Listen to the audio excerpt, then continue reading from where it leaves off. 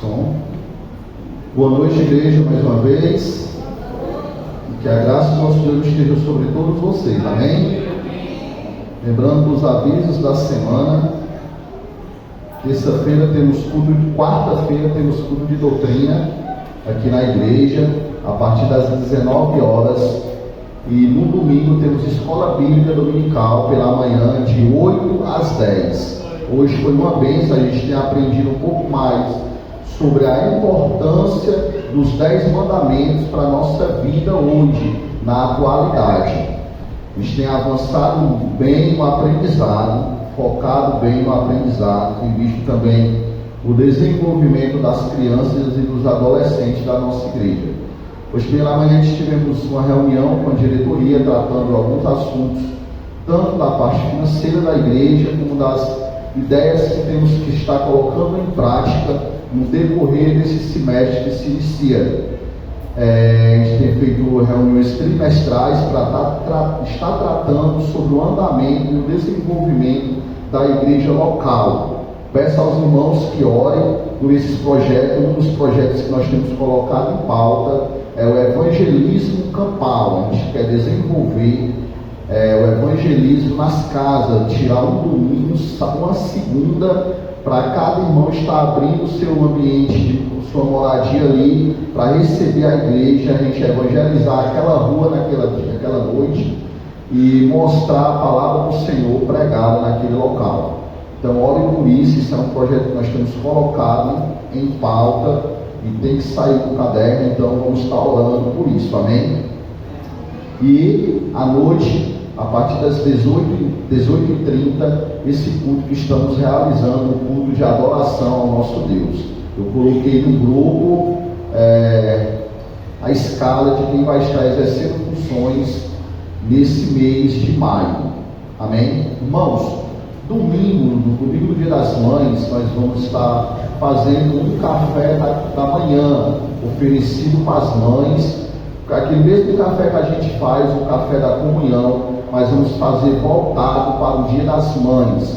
Você que é mãe, você que quiser convidar a sua mãe para se fazer presente, domingo nós vamos estar fazendo esse café da comunhão voltado para o Dia das Mães, amém? Eu vou estar colocando algo mais no grupo. Irmãos, essa semana eu estive participando de um congresso de liderança. E eu resumi esse congresso da seguinte maneira: que para ser um bom líder, você tem que ser um bom servo. Então, todos nós temos que ter essa característica de um servo. Eu tinha elaborado uma pequena mensagem para a gente estar pregando lá no dia do encontro da família Batista, mas devido ao horário, o empecilho do transporte, não deu certo a gente realizar um culto lá no local, mas eu pude elaborar esse sermão: servo íntegro, um servo que trabalha com propósito para a glória de Deus. Então, nesse pensamento, eu convido vocês a abrir a sua Bíblia lá em Marcos capítulo 10, vamos ler o verso 42 ao 45. Depois vamos dar um pulinho lá para Filipenses capítulo 1. Estão comigo, igreja? Entenderam aí? Marcos capítulo 10, do verso 42 ao 45. Servir com propósito. Vai ser uma pequena introdução, porque hoje temos a ceia propriamente dita, esse memorial relembrando o que Deus fez até que Ele venha. Todos acharam? Quem for achando pode ficar de pé em respeito à palavra do Senhor. Marcos capítulo 10, do verso 42 ao 45, nos diz assim: Mas Jesus, chamando todos para junto de si, disse: Vocês sabem que os que são considerados governadores dos povos os dominam, e que seus maiorais exercem autoridade sobre eles. Mas entre vocês não é assim. Pelo contrário, quem quiser tornar-se grande entre vocês, que se coloque coloque a serviço dos outros. E quem quiser ser o primeiro entre vocês, que seja servo de todos. Pois o próprio Filho do Homem não veio para ser servido, mas para servir e dar a sua vida em resgate por muitos. Agora vamos lá para Filipenses, capítulo 1, verso 1 e 2. Filipenses, capítulo 1, verso 1 e 2.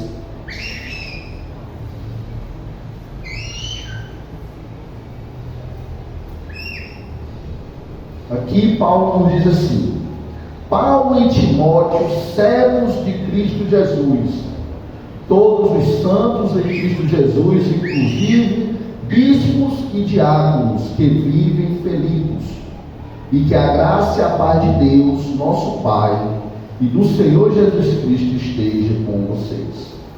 Oramos.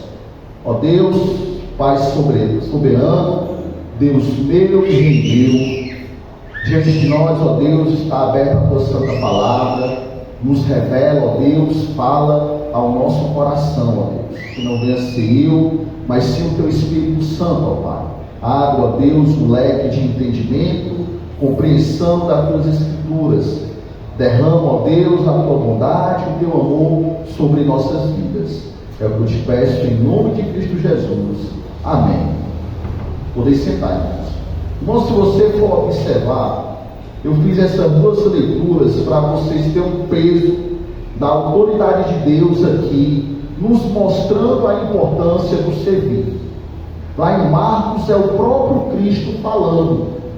E aqui em Filipos, a gente observa uma pessoa que tinha toda a autoridade de se titular de outra maneira, mas ele se titulou como servo de Cristo Jesus. Ele poderia dizer que eu, apóstolo de Cristo, mas não, ele deixou bem claro: eu, servo de Cristo Jesus.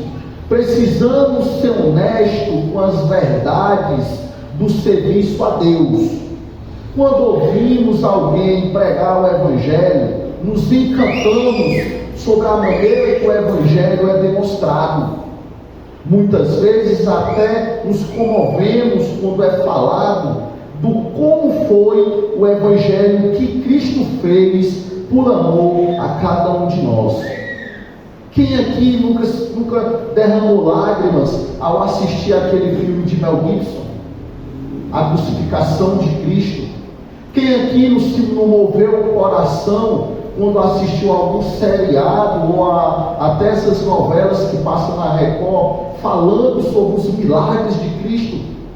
Eu tenho certeza que todos nós derramamos lágrimas a analisar dessa forma. Pela primeira vez em toda a história, quando é apresentado o Cristo que morreu, o povo ainda sente, nem que seja pelo curto período de tempo. Mas quando nós apresentamos o Evangelho como ele é para ser, quando a gente fala dessa alegria de servir a Deus e apresenta que o ponto principal para esse serviço é renúncia, parece que tudo aquilo que tanto nos moveu desmorona. Não é verdade? Quando a gente apresenta esse Evangelho e fala que você tem que renunciar a sua vida em prol do que é servir a Deus, aí tudo aquilo que foi mostrado desmorona.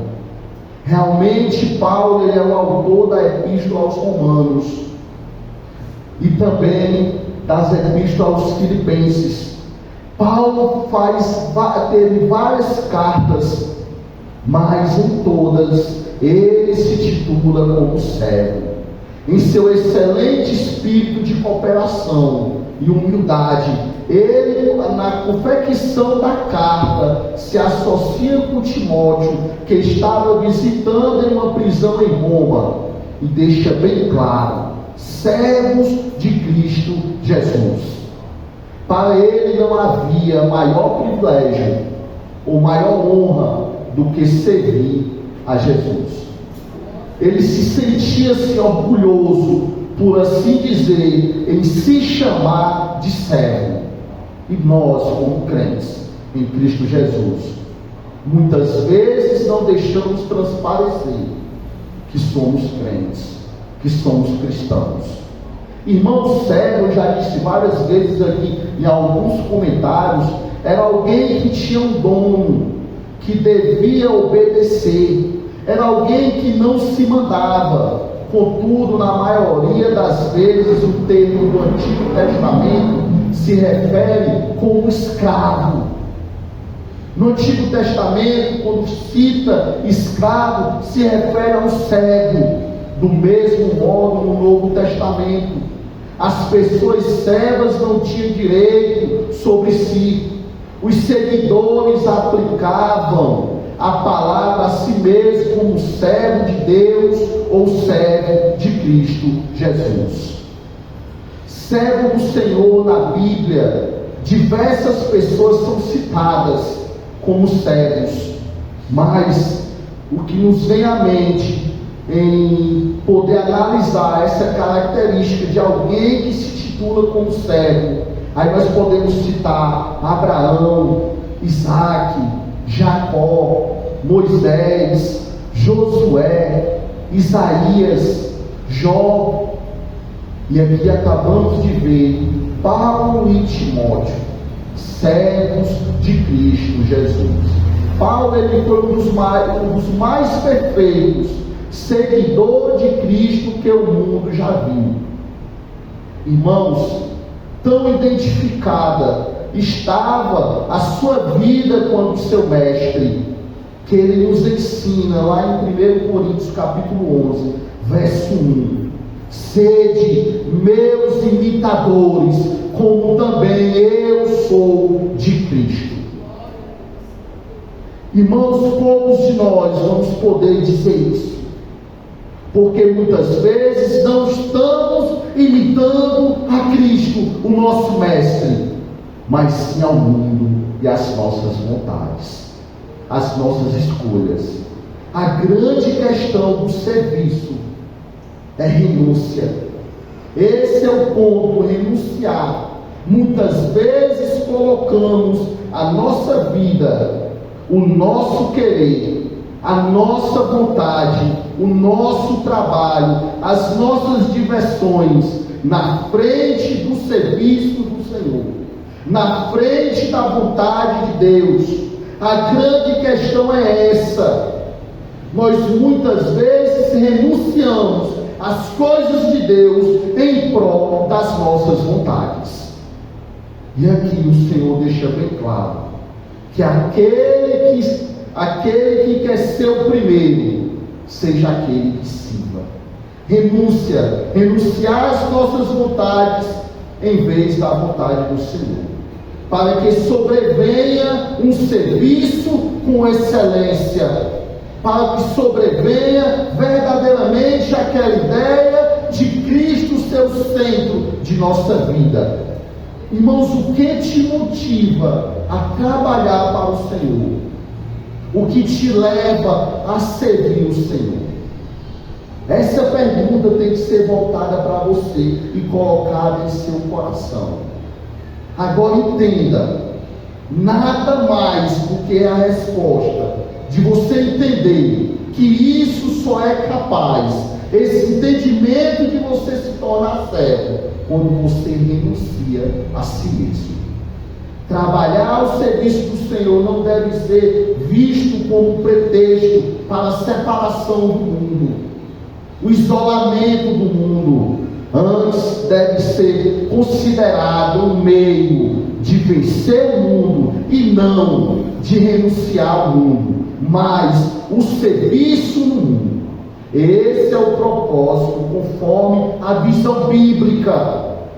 Muitas vezes, quando falamos de santidade, quando falamos de nos tornar diferentes, de ser pessoas separadas desse mundo, achamos que temos que ser ignorantes, ou não ter um convívio, uma amizade com pessoas que não são crentes.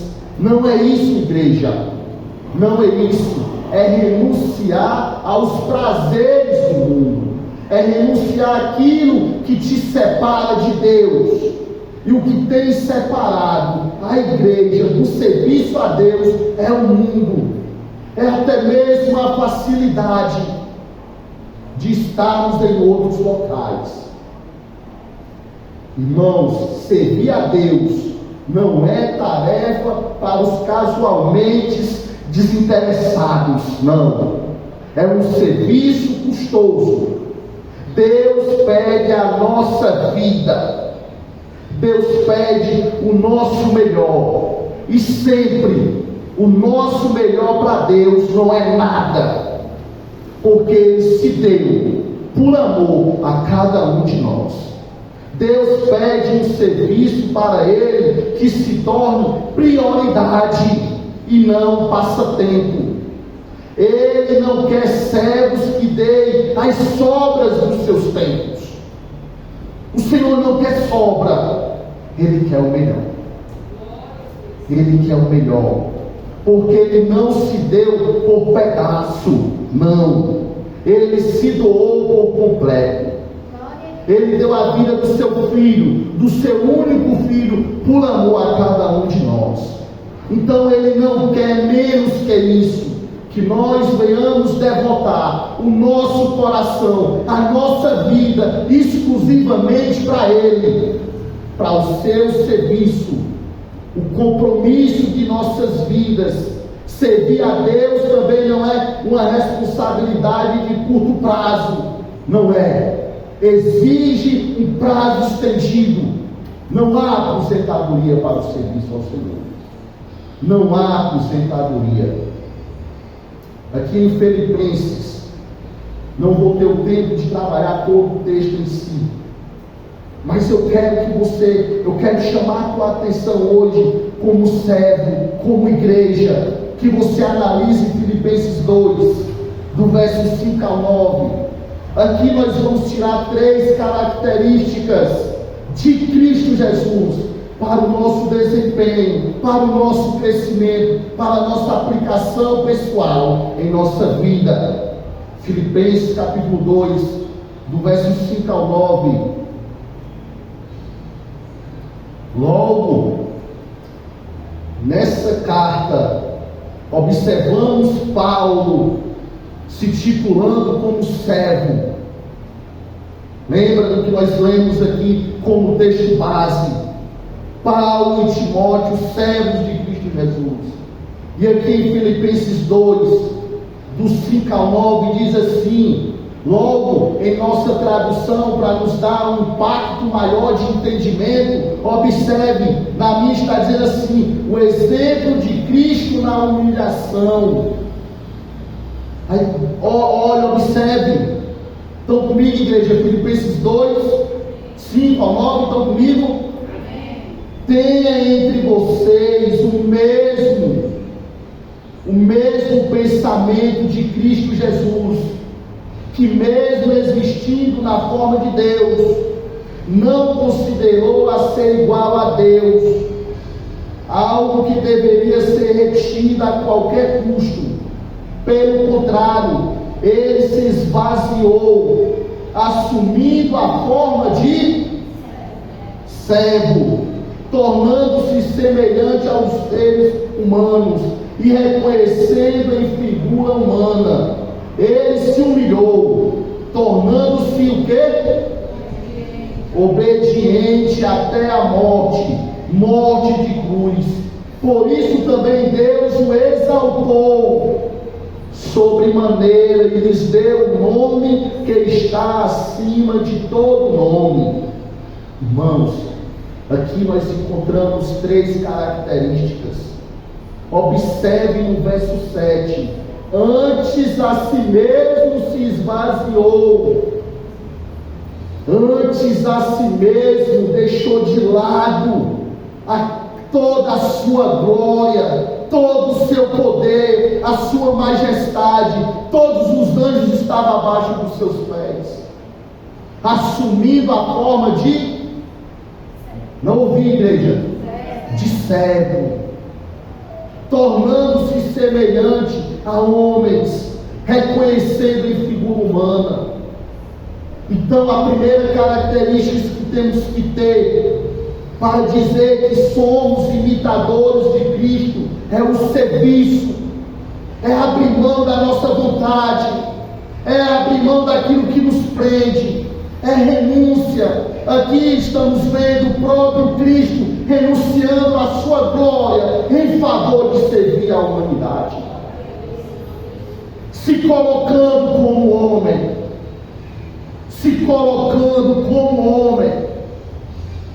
E aqui no verso 8, observamos as outras duas. A si mesmo se humilhou. Muitas vezes achamos que a humilhação nos torna servo, renunciar às nossas vontades, o nosso querer. Muitas vezes achamos humilhação a devotar o nosso tempo em escola bíblica dominical e em culto de adoração, ou até um culto na semana, para estar aqui, da casa do Senhor. Como tu tem mesclado o teu tempo? Tu acha que isso é humilhante? Então aprenda com Cristo, a si mesmo se humilhou. Essa é a segunda característica para sermos imitadores de Cristo. O orgulho, muitas vezes, o orgulho humano, o ego humano tem nos afastado de Deus e da sua palavra. Queremos a nossa própria vontade, até mesmo ao ponto de humilhar os outros. Não importa o cargo que estejamos, a função que realizamos como humano, mas muitas vezes o orgulho nos prende, nos aprisiona, nos escraviza, fazendo a nossa própria vontade. E esquecemos aqui a terceira característica, a parte B do verso 8: a si mesmo se humilhou, tornando-se obediente. Irmãos, e para Cristo foi mais difícil. Irmãos, Ele pede que tu sirva a Ele com amor até o fim, que tu devote a tua vida miserável a Ele, porque essa é a imagem de uma vida miserável, pecador, desobediente, orgulhoso. O Senhor te pede apenas que tu obedeça. E para Cristo foi mais difícil, porque aqui nós observamos que Ele obedeceu até a morte de cruz, a morte mais humilhante que era devotada a um homem naquela época.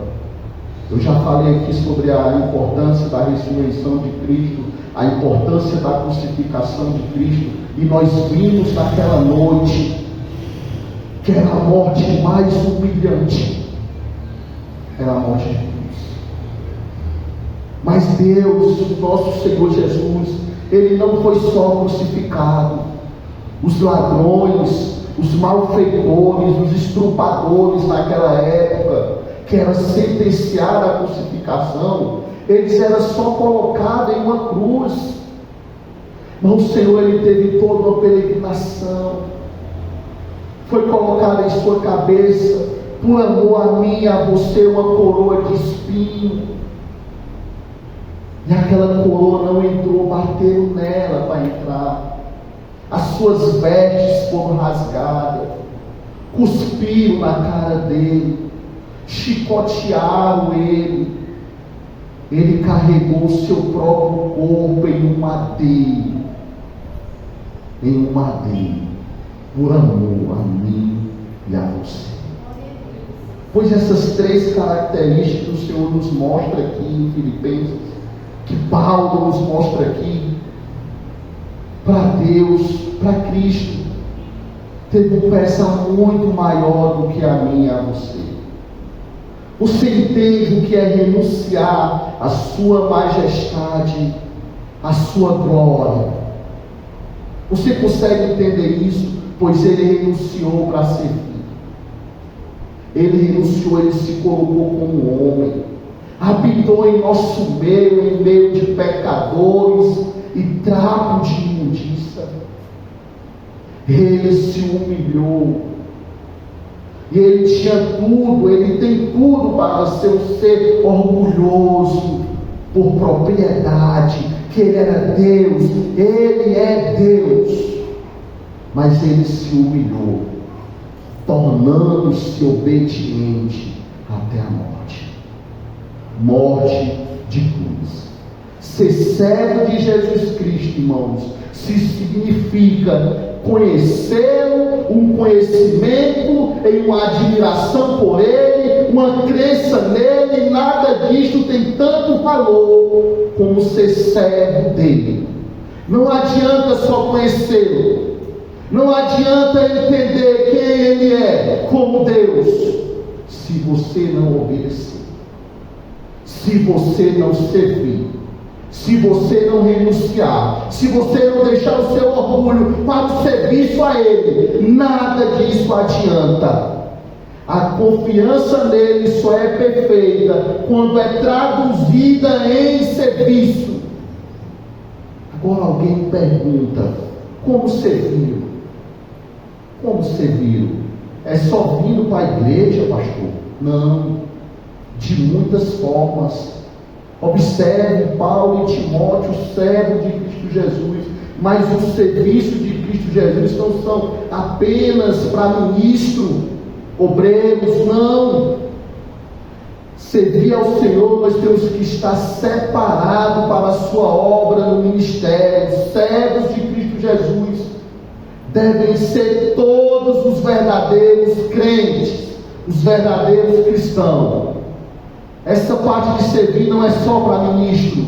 Ser servo de Jesus significa seguir os passos dele, ser servo reais de Cristo, homens e mulheres íntegros, homens e mulheres que seguem os seus passos, que olha para ele e diz: Senhor, eis-me aqui, usa-me para o teu serviço, usa-me. Irmãos, o Senhor espera que todo cristão sirva. É o que Ele espera de nós, que todo cristão sirva. Ao chamar os seus eleitos para si, Deus não chama ninguém à ociosidade. Quando nascemos de novo, nós éramos pecadores e somos perdoados. O sangue de Cristo purifica a nossa consciência, de acordo com Hebreus 9. Então, desde o início, já somos colocados como servos. Agora, muitas vezes, nos recusamos a servir. Eu acho que eu já falei sobre isso algumas vezes. Um exemplo muito grande do que eu vejo como o servir a Deus. Irmãos, um grande obreiro da palavra do Senhor, John Newton, o mercador de escravos, que se tornou pastor em Londres. Acho que eu já falei isso outras vezes aqui. Depois de ele ter aceitado Jesus, ele escreveu vários hinos. E em um dos seus comentários ele usou uma ilustração para demonstrar a importância do serviço a Deus da seguinte maneira: se dois anjos fossem receber ao mesmo tempo uma ordem de Deus para descer e governar sobre a terra, aí o Senhor chamou esses dois anjos e disse para um que ele ia servir em um vilarejo limpando, ele ia servir como um gari, o vilarejo mais sujo da terra, a cidade mais suja da terra. E para o outro, ele deu a função de governar sobre o maior império do mundo. Qual desses dois? Qual desses dois anjos exerceu a função com mais louvor e amor? Aquele que ia ser o gari da cidade mais suja da terra? Ou daquele que ia governar como rei a maior cidade, a cidade mais poderosa, o país mais poderoso da terra? Qual dos dois? Irmãos, nenhum dos dois mediu a maneira de servir, porque para eles o importante era obedecer a Deus. Irmãos, não importa o que Deus te pediu de ti, não importa qual é o teu trabalho, nenhum dos dois imaginou que um seria mais importante do que o outro, porque para eles o importante era obedecer a Deus. Irmãos, nós, como servos, temos que entender que o que cabe a nós é nos tornar servos, renunciar às nossas vontades e obedecer a Deus acima de tudo. Você consegue imaginar um desses dois anjos recusando-se a servir? Não, é impensável. Mas nós, como humanos, nos tornamos corações duros e não queremos servir a Deus.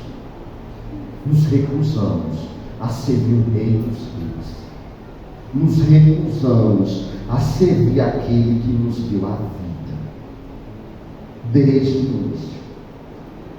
Temos vida porque Cristo nos amou primeiro. Amém? Vamos orar ao Senhor para nós passar para a nossa ceia.